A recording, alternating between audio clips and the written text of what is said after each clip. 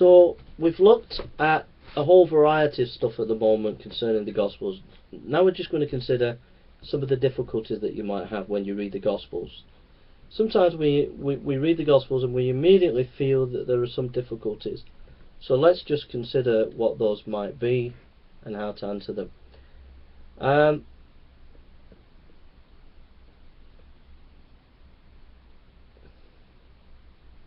Some of the difficulties are concerning the chronology. We have biographical narratives. Each of the Gospels follow the same basic timeline. Each begins with Jesus' birth, then moves to his death, and finally to his resurrection. But they often list other events in Jesus' life in different orders.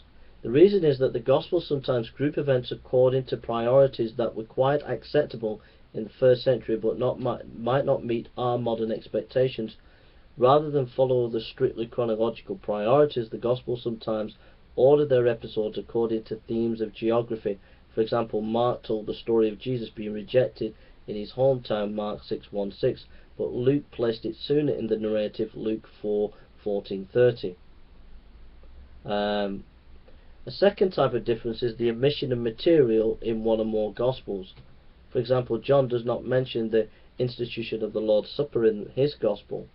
Omissions like this can be explained in a number of ways.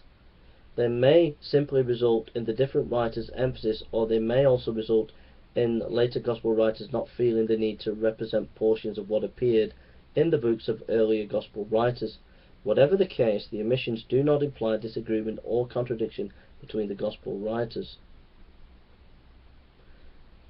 A third common type of apparent difficulty results from similarities between different events that occurred in Jesus' ministry.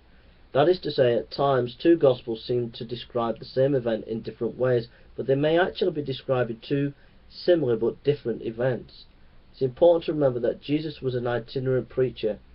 That is, he moved around from place to place. He also performed many of the same types of miracles in different places, healing many who were blind or lame.